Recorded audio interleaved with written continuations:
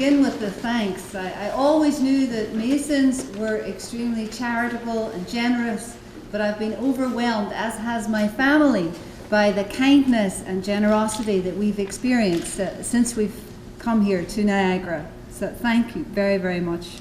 It's also a great honor for me to spend time with such a prestigious history department as there is here in Brock, and to be exposed to the kinds of writing, high-level research that's done in this department. So that's also been a terrific pleasure. This guy on the slide, some of you may well recognize, it's Will Rogers. Lived 1879 to 1935. He's one of the most famous and exemplary Native American Indian Freemasons, and a man of very dry wit. We know he was a man of dry wit because he described Washington, D.C. as the national joke factory. That's the way he saw politics. He also used to say, and this I think is a kind of Masonic thing, for me it is anyway, he used to say, I never met a man I didn't like, ever. And in doing my research, I can honestly say I went to about 18 different archival sites to write this book, and I never once met a Mason that I didn't like, or who wasn't genuinely interested in history, and who wasn't interested in the process of research. So I want to say thank you to you and to all the Masons who helped me do my research, however flawed it may or may not be. I remain convinced that there is something about Freemasonry that creates better men. Men like Dr. Charles Alfred Sankey, who have the commitment to learning, to knowledge, and to community that is even more precious now than I think it's ever been in history. I think those things are worth cherishing, and that's one of the reasons I've chosen to write about Freemasonry. One last but not minor thing, I've enjoyed being guided and advised by Canadian Masons since I've come here, and I wouldn't like that process to end. I deeply appreciate all the native and non-native Masons who have brought me data, told me things, brought me their thoughts. I really appreciate it. They've very generously shared their expertise and their experience. Finally, at the risk of sounding like Barack Obama, I'd like to thank my husband for helping me be able to make it here. As you know, I have the handicap of being an academic, so it's wonderful to be chaperoned. So the research I want to share with you this afternoon has appeared as a book, perhaps unimaginatively titled Native American Freemasonry. Of course, the knowledgeable people in this room will know that there is no such thing as Native American Freemasonry as a thing in itself. All there is, and the book makes this clear, is Masons who happen to have been Native American. And that's what I'm looking at. I just want to make that clear at the outset, because I'm not suggesting for a moment that there is a discrete phenomena that is some special branch of Freemasonry. These are regular Masons who found something of truth and value and meaning on multiple levels within a fraternity of men. You might be wondering, well, how do I define Freemasonry? What right have I to try and define it? But as an academic, we have to define our terms. Well, if it's not some unique phenomena that is discreetly to do with Native Americans, well, what is American Freemasonry in itself? How can it be defined? Well, the answer is quite simple on one level, and it's of course not how most popular writers like to pretend. I define Freemasonry as a fraternity of men, developmental in terms of its activities and its makeup, united by a set of social and moral values. And I think that's important, the moral values. It's not a phrase you hear that often anymore in the right way. And that is committed to fostering the spiritual development of its members through the practice of ritual and group solidarity. And I'm quite unashamed at foregrounding the spiritual and ritual aspect of Freemasonry in my analyses. I think that's important and has not been given sufficient attention. What I find particularly interesting is that Freemasonry historically has been an avenue where Indian and non-Indian people have come together. Freemasonry really mattered to the people that made things happen within Native American life, the elite, the Indian leadership. It mattered to a great number of them. Why? Because its lodges were places where Indians and non-Indians could exchange and sometimes co-create cultural forms. Now, I acknowledge that the larger asymmetries of power existed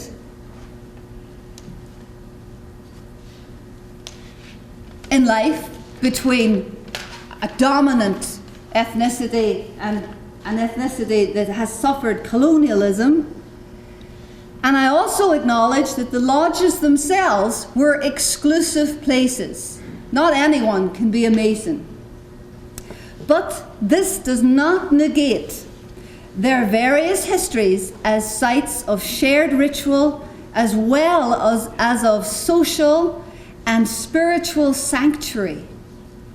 Freemasonry, as this image, I think, shows, was a place Native people in the past and today could be comfortable, could find a way to be themselves. And I think that's an important history that needs to be retrieved. And that's one of my objectives in writing this book. What I'm going to say in the rest of the lecture falls into two parts. Your brochure talks about 3 parts, which I'm happy to answer questions on the third part, which is to do with theories of performance. But I figured that most of you would be most interested in the stuff about actual Native American Freemasons rather than the academic theory. But I'm more than welcome to answer questions on that element if you would like me to. The first thing I'm going to do is detail some of the individuals who were Native American Freemasons. Now, this is classical historical work where you go through all the records, go through the archives, and you retrieve people who've been forgotten or ignored or insufficiently paid attention to. There's a famous writer within my field called Phil Deloria, and he says that this is the work of the future for Native American scholarship. We have to look for Indian people in what he calls unexpected places. And I think Freemasonry is an unexpected place. Most people don't look to Freemasonry as a home or a sanctuary or a place of expression for things Native American. But it has been, and it remains so. And I think that's a valid and important point. Secondly, I will attempt to answer a question that has fascinated me, and perhaps you also. Why has Freemasonry been so spectacularly fashionable for our grandfathers, their grandfathers, and so on, back possibly 7 generations? Why has Freemasonry been so popular and meaningful within men's lives? But in particular, since the 1960s, numerically, there's been something of a decline. Now, that decline may not persist. As I understand it, things are changing. Many new, younger members are joining Freemasonry. But as a historian, I'm quite fascinated by that dip and the explanations for it, and what it might say about modern life and about Freemasonry's relationship to democracy and to civil culture, how we associate, how we bond as people, North American people in particular. I will argue that very possibly television may have dealt a death blow, or at least a serious wound, to Freemasonry when it became strong within culture. This in turn was exacerbated by social changes wrought by successive wars, world wars. I also argue that Freemasonry's numerical decline, in particular after the 60s, but you can trace it right from the mid-20s in some ways, is linked to wider shifts that continue to profoundly affect all our lives in the 21st century. I'm talking about the big forces. Things like accelerating social stratification, where the classes just aren't mixing the way they once did and the way they once could within the lodges.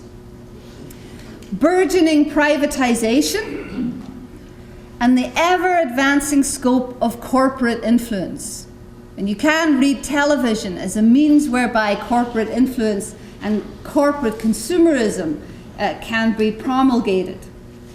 Now, these changes and the loss of respect for the sort of civic associationalism of which Freemasonry is perhaps the prime American example will, I argue, eventually continue to affect how democracy is practiced in the future. And democracy is intimately linked, I think, with civic associationalism, things like Freemasonry, how we come together as societies.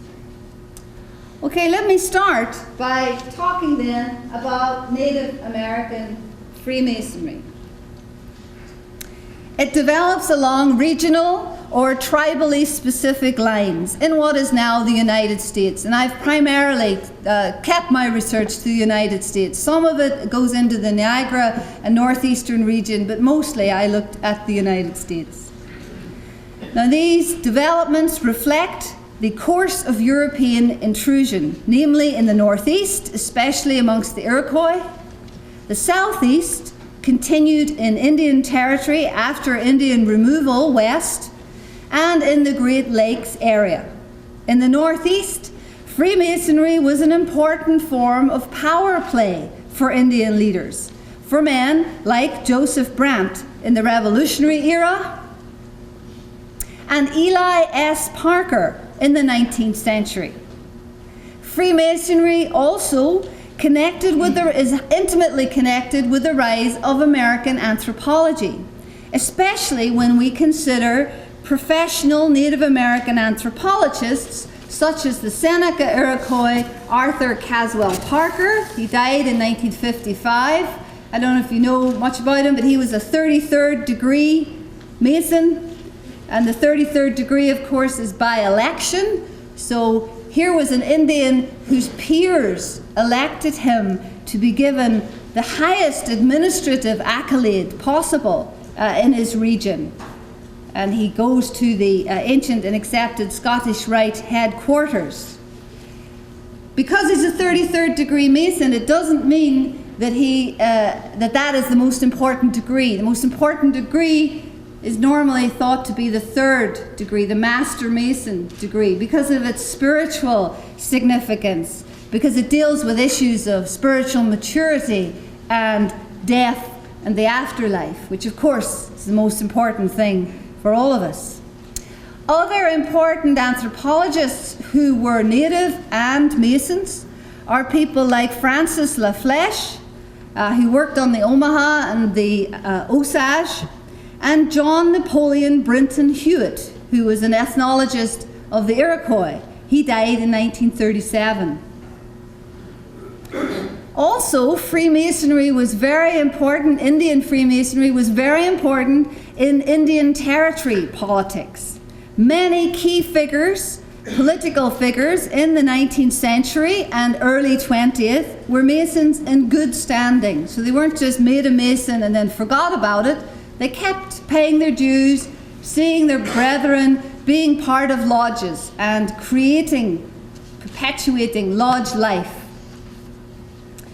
By 1848, there was a regular lodge of Cherokee Indians in Oklahoma, chartered by the Grand Lodge of Arkansas. That's Cherokee Lodge number 21. Masonry was again especially significant during Cherokee removal. And then in the years succeeding removal policy, we have the Cherokee Kituwa Society.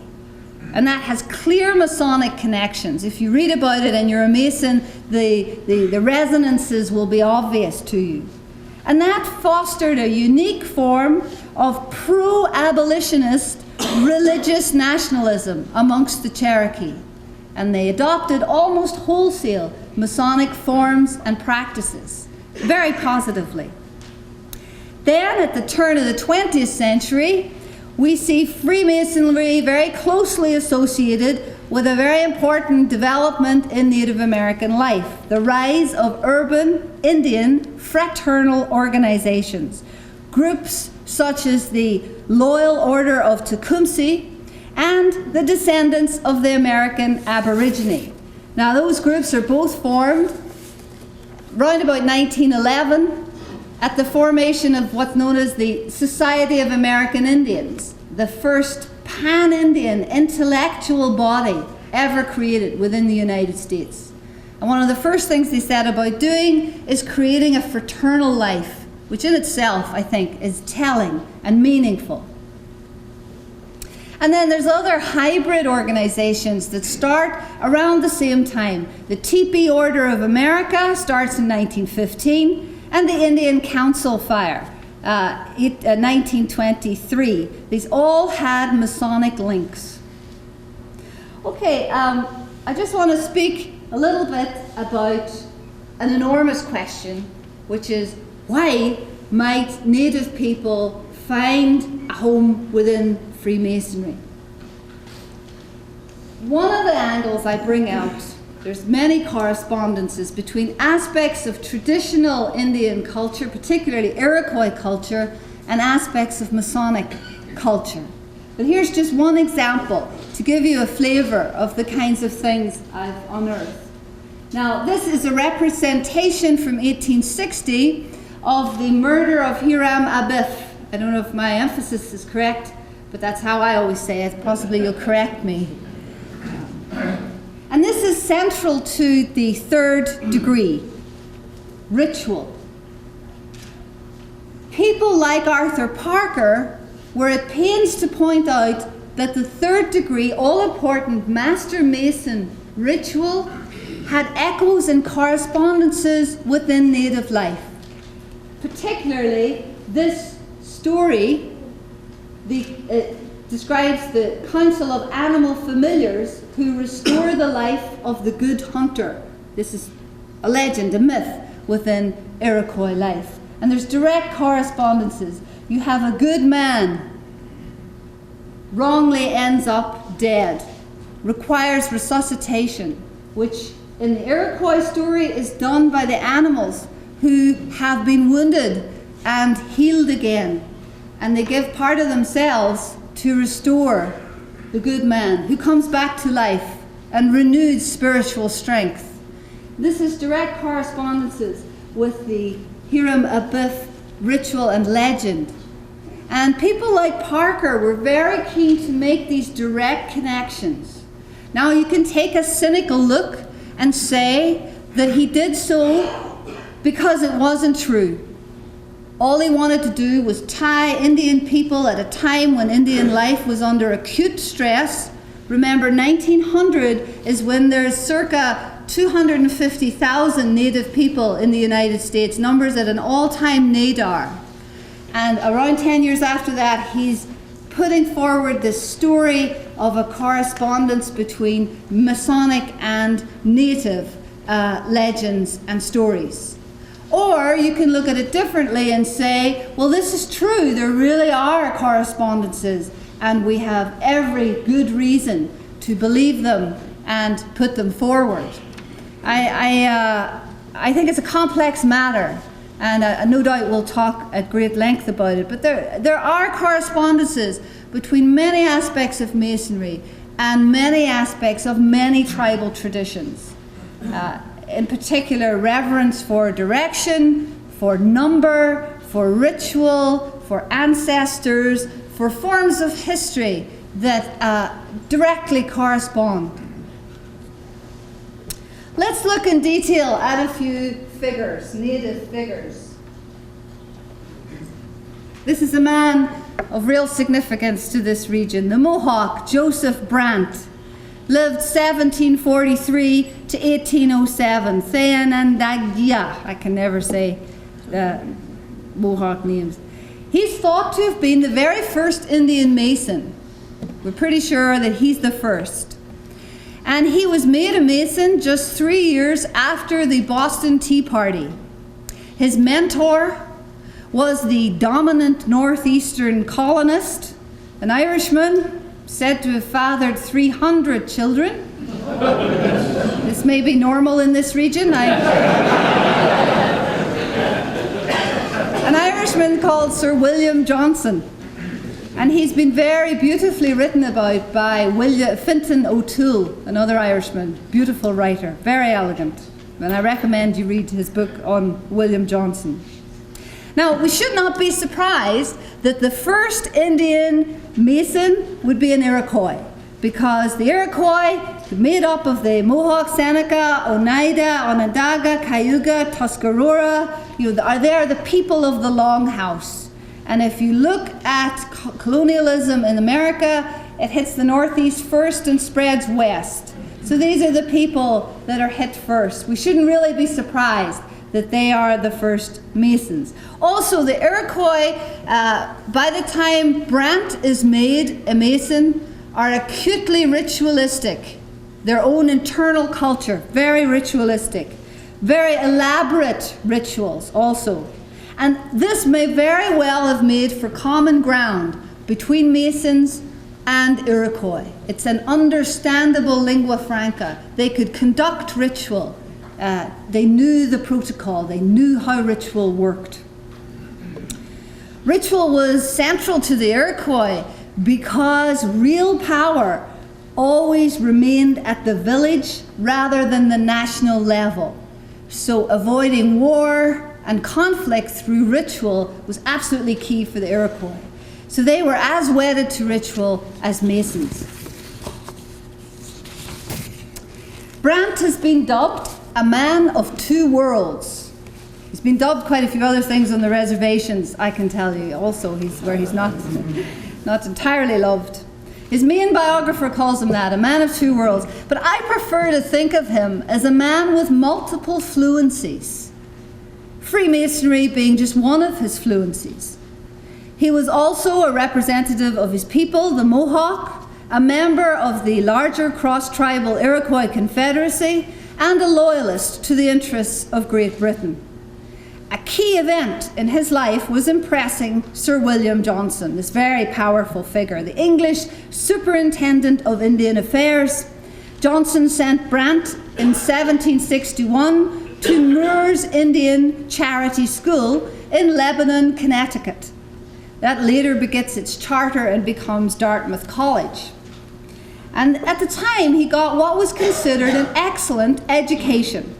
He learned English, became an Anglican, and according to Masonic sources, at the time, there was a culture of shared fraternalism at play amongst the Iroquois, the Mohawk in particular, a crossover between European and Indian cultures. I quote one Masonic source: "These wild noblemen of the forest had themselves their own mystic organizations, some of whose features and ceremonies were so akin to the royal art that they have been denominated Indian Freemasonry." Now, just to go back briefly to that slide, it was said that this Iroquois good hunter ceremony, there's a very dear departed colleague of mine who's the expert on this, Bill Fenton. He said it was the ceremony that regimented all Iroquois ceremonies. So there is a real case, I think, for saying that the Masonic world and the Iroquois world were profoundly connected. Maybe not deliberately, but there was a clear set of correspondences.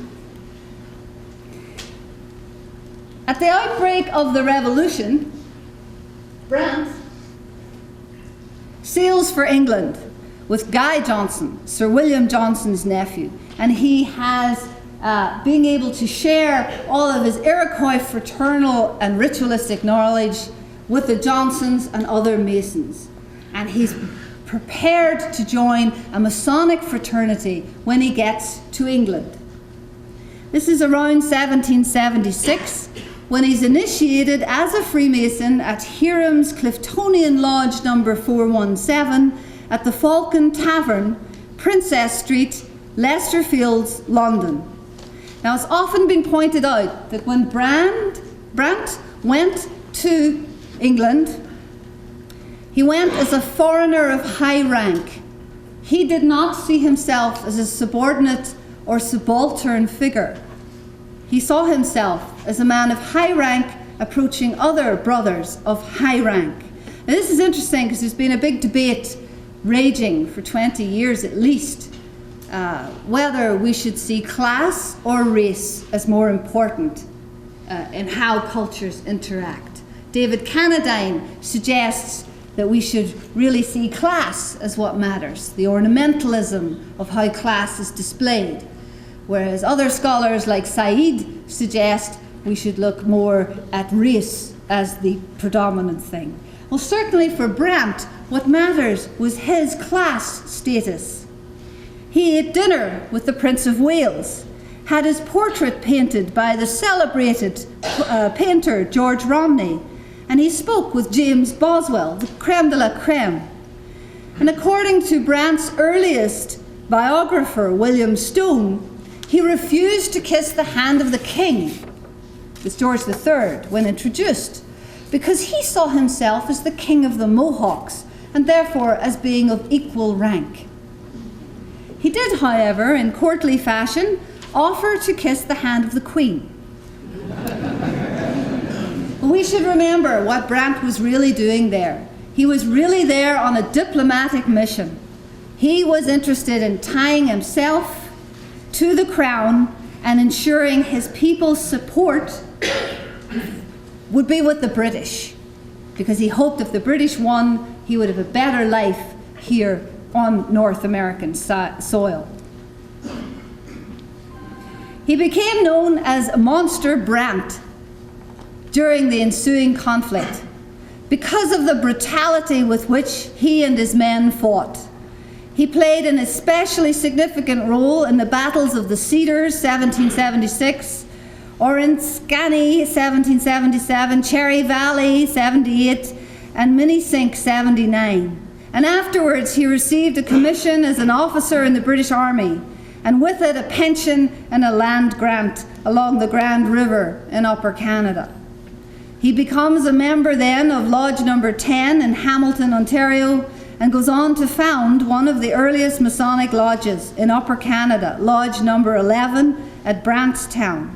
And it's thought, but I can't be sure of this, that he served as its worshipful master at least until 1801. Now, Brant is particularly well known in Masonic literature for saving fellow Masons from cruel fates at the hands of Indian fighters. Now, such stories should perhaps be seen alongside numerous other reports of Brant's just dealings in war. He apparently saved babies, etc., etc. And this is in part a response to the opprobrium engendered in London and the Americas over the injustice, the perceived injustice, of using what were deemed to be mercenary and barbaric Indian fighters to defend British interests. The best known Brant Masonic rescue story is this one. This was given to me by Jim Tresner. I don't know if any Masons in the room know him, but this is actually his property. This is the story of Captain John McKinstry, who was wounded and captured at the Battle of the Cedars near Montreal on May 20th, 1776. Now, the Masonic historian Wallace MacLeod tells us he was about to be burned at the stake when he gave the Masonic sign of distress. Brant at once had him released, and he was in due course paroled and sent home. And apparently Brant and he remained friends and attended lodges together thereafter. And this is not the only story of this ilk about Brant. Now, it's interesting that Masonry acts as a kind of solvent here, a bit like the way romantic love does in the Pocahontas story.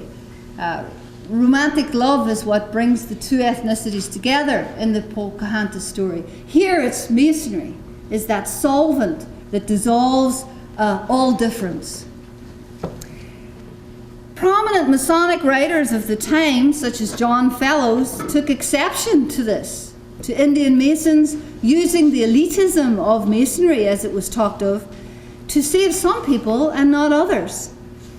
Fellows wrote, "While this transaction reflects honour upon this officer as a Mason, it at the same time leaves an indelible stain upon his character as a man, which equally attaches to his king and his government.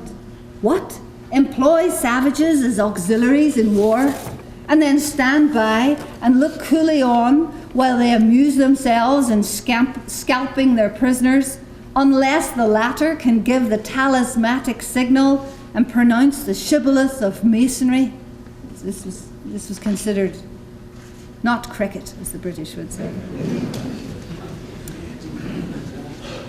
Our next Mason isn't Native American, but I chose him because he has such fascinating Native American links. And he's deeply important. I love this guy. I think he's great. I really think the movie of Albert Pike should be done, and a biography, a new one. Albert Pike, many of you will well know who he is. He's the preeminent fraternal figure of his era. Illustrious brother Albert Pike, Grand Commander of the Mother Jurisdiction from 1859 to 1891. A Boston-born lawyer, poet, and writer. A truly Byronic figure with immense appetites. He served as Confederate Commissioner of Indian Affairs and military commander during the Civil War. He's the only Confederate officer honored among Washington's outdoor Civil War statuary. The war itself interrupted his writing of the 861-page book well known to some Masons, Morals and Dogma, published in 1871. It's a magisterial distillation of ancient mysteries and of the philosophies of the Gnostics, Hebrews, Alexandrians, Druids, and Essenes. Now, Pike, it's said, generally dressed as if it was still the Revolutionary era. He was very imposing, magnificent mane of glossy hair, huge beard, moustache, and often obsessively smoking a meerschaum pipe. You know, you noticed Albert Pike when you saw him. It was said that he would regularly, and I stress regularly, set off into the woods to set up camp, to engage in prolonged sessions of indulgence in rich food, merriment, and liquor. It was said he would take a wagon of women, prostitutes, a wagon of food, and a wagon of alcohol. Who knows? I don't know. Maybe you're all still doing this.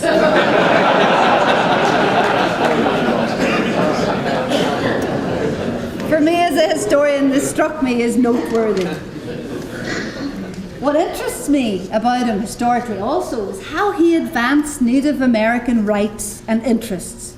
1852, he pursues a land claim on behalf of the Creek and gets a recommendation that they be paid for 8.8 million acres. 1856, he facilitated the United States Senate awarding $800,000 to the Choctaw and Chickasaws, with Pike getting $10,000 as a partial fee. The next year, the Creek are awarded $800,000, and Pike gets $120,000 in gold. I'm not saying he was stupid, by the way, self-interested, I can see. Then when the Civil War comes, Pike finds himself at the interstice of a number of overlapping circles of power and meaning that are Masonic in Indian country.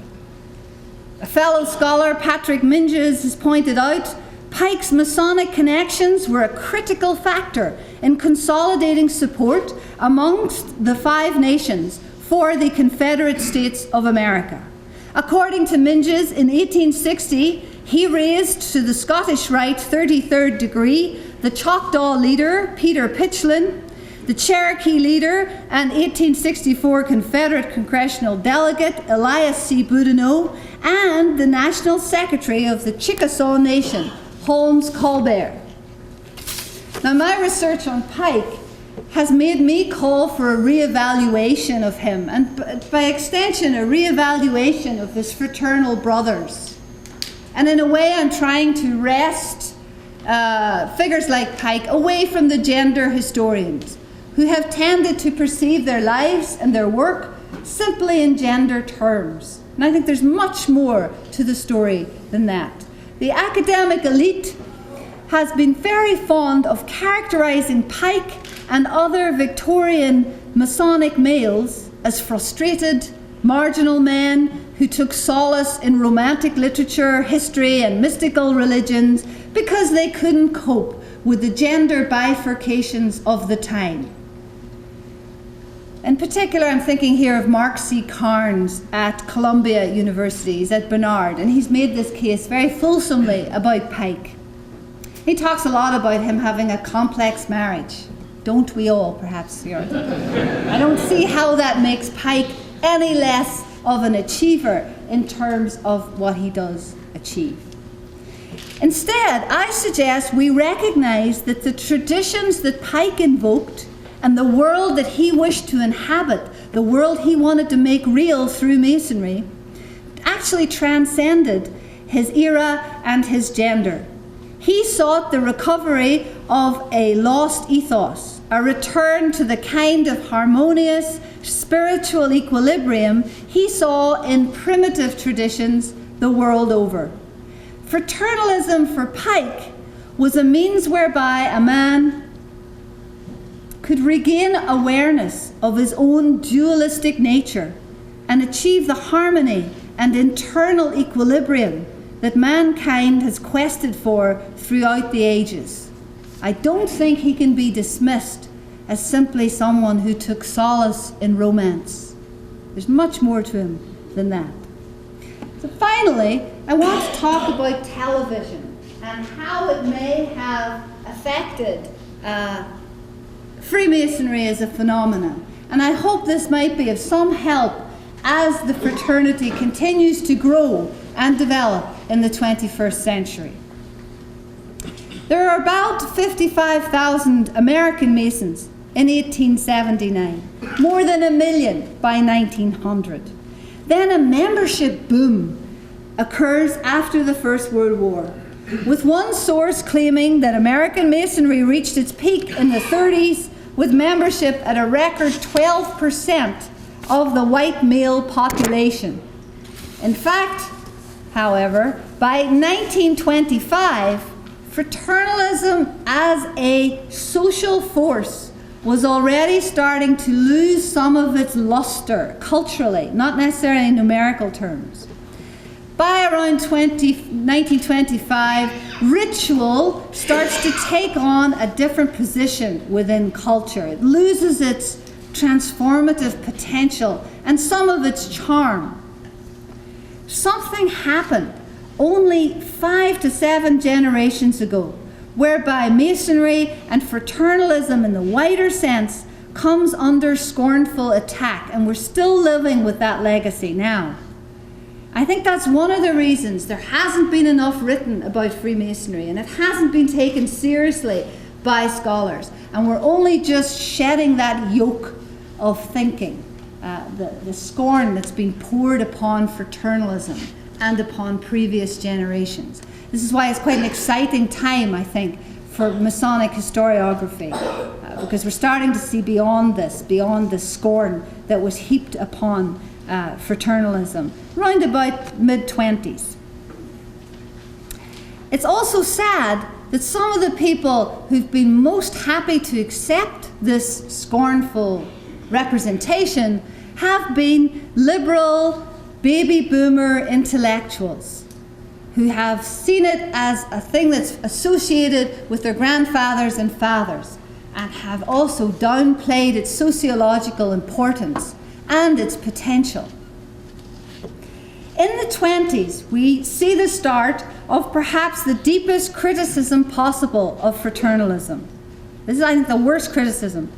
The idea that it is self-deceiving rather than self-realizing, which is, I'm sure, how Masons like to think of Freemasonry. It allows you to be the man you wanted to be. This was epitomized by Sinclair Lewis's 1920 character, George Babbitt. And he, as a character, symbolized a certain nativist, he-man, suburban foolishness and a misplaced positivism that was said to characterize the age. The sad thing is, this joke has continued, and it's a joke against previous fraternally minded generations, and it continues right up to the present day. It's become so insidious that very often we forget that it's actually very present and very meaningful. 1933, Laurel and Hardy make Sons of the Desert that is all about ridiculing fraternalism. Amos and Andy from 1951 was made as a Masonic parody.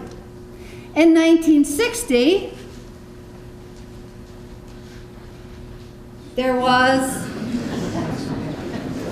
Fred Flintstone, a cartoon caveman with all the characteristics of suburbia. He and Barney Rubble were members of the Loyal Order of Water Buffaloes, Lodge number 23. And this lodge features no less than 20 episodes of the Flintstones. How are we for time? Very good. From 1974, we then had Happy Days, which is actually the previous slide, where Howard Cunningham, who is this guy, Howard Cunningham, with the Fawns, and Richie Cunningham, am I correct? I don't know what happened, Richie Cunningham, haven't seen him since. Might have disappeared. Howard Cunningham was Grand Poobah of the Leopard Lodge number 462. And then finally, just to bring it up to the present day, just to point out that this drip, drip, drip of criticism of fraternalism is still with us, we have Homer Simpson. He's the one, I don't know if you know this, he's the one-time supreme leader of the Masonic-sounding Sacred Order of the Stonecutters. Well, in one sense, TV's been probably prematurely dancing on the grave of Freemasonry and fraternalism. I think it's a trumpeting of that media's greatest asset, because TV has never-ending variety. How could, or you could argue, how can Masonic ritual, memorized and performed week after week, how could it compete as a passive performance? At least, how could it compete with such variety as we get in television? Sociologists tell us that Freemasonry has lost out because of its commitment to timelessness. I don't know how many of you know that Masonry has its own sense of time and its own dating system. There's more than one. This started, ironically, to seem dated at some point in the last 50 years. In sociological terms, Freemasonry failed to do what sociologists call goal succession. It refused to revoke what sociologists talk of as terminal values. But that is at the core of Masonry, which is, after all, based on constitutions. It does not change for those very reasons.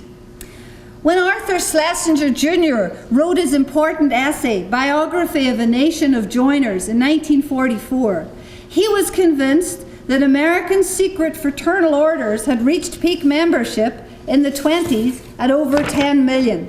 Actually, America's foremost fraternity, Freemasonry, was to enjoy its greatest growth spurt during the Second World War. And it's not until about 1960 that it reaches its overall largest numbers. It claimed 1 in 20 American men in 1960. That's 4.2 million members out of perhaps 88 million American men.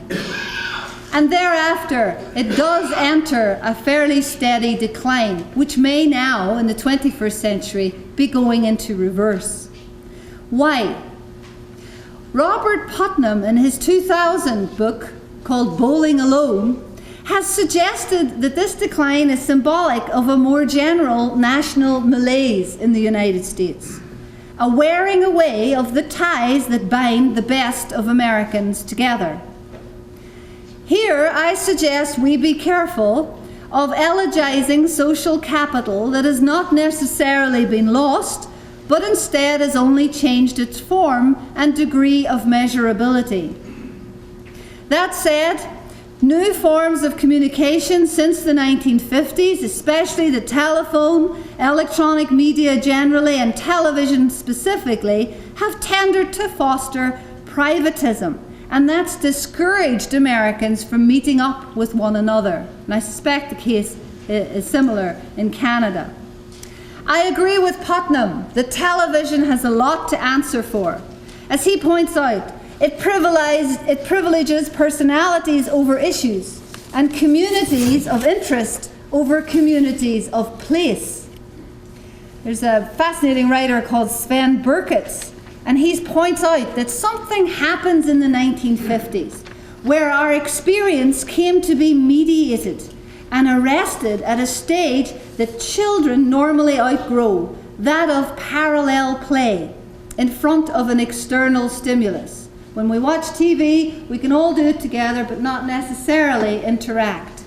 The gender historians have had a field day with this, suggesting that men no longer needed to go to the lodge because they could be with their wives, but not really be with their wives. By watching television. But in the 50s, certainly, we start to become used to being in parallel realities. The one we live in, where we meet and touch and talk one another, and the other one we can step into through media whenever we want to break from normal living. And we've got more and more and more used to that since the 50s, where we're on our phones or virtual immersion environments and so on. Television and technology are part of why Freemasonry has suffered this decline. However, as Theda Sockpall and others have explained, civic associational membership has always boomed in the United States following war, and TV and electronic media are only part of a much larger shift in which corporate power has taken on wholly new dimensions in our lives. Since the 60s, and in particular since the early 1980s, a great wave of globalization, free market thinking, deregulation, and privatization has played a key role in depoliticizing and disengaging individuals. If TV has destroyed social capital and taken men away from the lodge and their peers, it has done so in part by representing the interests of an ever-growing global big business. That's what you're exposed to in the adverts and elsewhere through TV. As George Lipsitz has explained, TV stories interspersed with regular instructions to purchase actually foster an infantile narcissism and strive to convince viewers that by consuming they will achieve a better, truly American life. In sum, we are now spending time with mediated products that place consumer choice far above decisions concerning social and community life. And this could be a very scary development, even though we now live in the age of the first digital president, Barack Obama. But I still think the argument holds strong. We should not forget also Masonry's role in allowing social mobility, where the regular guy was able to rub shoulders with the upper classes. But since the 60s, the upper classes have started to abandon the lodges in favor of exclusive civic type groups, and the lower classes have not been able to follow them into these. The late 1950s have seen the privileged elite start to detach, and civic life has begun to be ever more niche, inward-looking, limited, and professionalized. We're not coming together in the ways we used to, and this does have an impact upon democracy. I'm going to end now with another reference to Will Rogers, the Cherokee philosopher and proud Mason, a man who, when he died in 1935, President Franklin D. Roosevelt described as an outstanding American. Rogers, like Masonry itself, was anti-sectarian but deeply respectful of the life of the spirit. In one sense, Rogers had the answer to a happy life for all of us. He said, after all there is to living is to go away satisfied. That's all we have to do. We just have to live our lives and go away satisfied. There's nothing more complex to it. Well, I hope this lecture has in some sense satisfied some of your interest, and that you've gone on this journey that I've gone on over the last 6 years or so, trying to understand Freemasonry and trying to understand its sociological and historical position in American and North American history. I think there is a great deal more to be written about Freemasonry, and I very much look forward to those histories receiving the kind of attention they deserve in the near future. I think wonderful occasions like these will help make sure that that happens, and I'm delighted to have been given the opportunity to add in some small measure to that ongoing debate. Thank you very much.